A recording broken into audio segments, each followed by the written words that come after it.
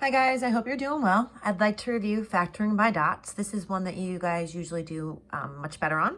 You're going to need a calculator, or you can always use the calculator on Delta Math. And what we're going to have to do is we're going to have to take the square root. So we take the square root on this one. If we're going to do factoring x squared minus 81, we do the square root of x squared, and then we do the square root of 81. The square root of x squared, if you remember from class, we always take half. So the square root of x squared is always x. And the square root of 81, if you use your calculator, it is 9. Again, just to show you on my calculator, square root 81 equals 9. You can use the calculator on the Delta Math program. You can use a scientific calculator. You can use your phone calculator, however you want to do it. And then after we do this, we always have parentheses, parentheses. We write the first term, which is the x. We write the second term, which is the 9. And then we always have opposite signs. So it doesn't matter which one's which, but plus, minus. All right, let's look at the next one. So make sure you go in order. This one has the 81. So look at how similar these are. It's just the order is different. So you always take the first one. So you're going to do the square root of 81, which is 9. The square root of x squared, which is always x. Then we're going to set it up, 2 sets of parentheses. First term goes here, which is 9, and that goes in the first spot. Second term is x. And then don't forget, opposite signs. All right, let's look at some more examples. 36 minus x squared. So we take the square root of 36 first, which use your calculator is 6. We do the square root of x squared, which again, we've now done twice prior, which is always x. We set up our 2 sets of parentheses. We write our first term, which was 6. We write our next term, which was x.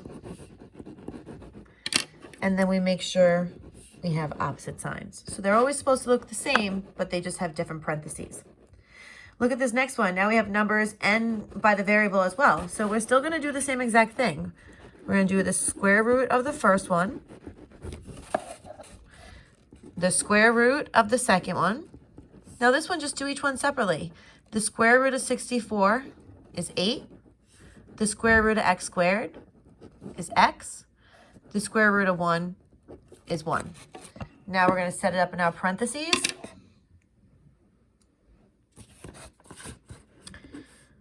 Two sets of parentheses.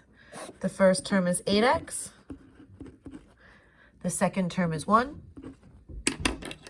And then we have opposite signs. All right, I have a couple more just again in case you guys are struggling. Or just to see a couple more. Okay, so for number 5. Always do the square root of the first one. Square root of 25, use your calculator, 5. Square root of 16x squared, do each one separately. The square root of 16 is 4. The square root of x squared is x. Now we set up our 2 sets of parentheses. First term is 5, that goes in the first spot. Second term is 4x. That goes in the second spot. And then just like the previous examples, change the signs. This one, square root of the first term, square root of x squared is x. Square root of 1 is 1. So don't forget, the square root of 1 is 1. Set up the parentheses. First term was x. Second term was 1, plus minus. All right, 2 more examples, and then that should be hopefully helpful enough.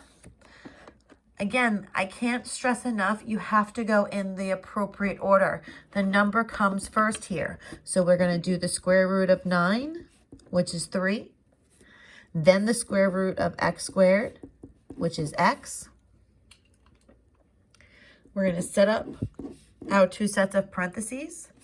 The first number is 3, or the first term. The second term we found was x. And then do your plus minus. last one. Lots of numbers everywhere, but we're just going to do each piece separately. So we're going to do the first one, the square root. The square root of 100 is 10. The square root of x squared is x. Take the square root of the second term, which is 49, which is 7. Set up your parentheses. First term is 10x. Second term is 7. Change the signs. All right, so I hope that helps you. And if you have any questions, don't hesitate to ask me in the Talking Points app. I will talk to you guys soon.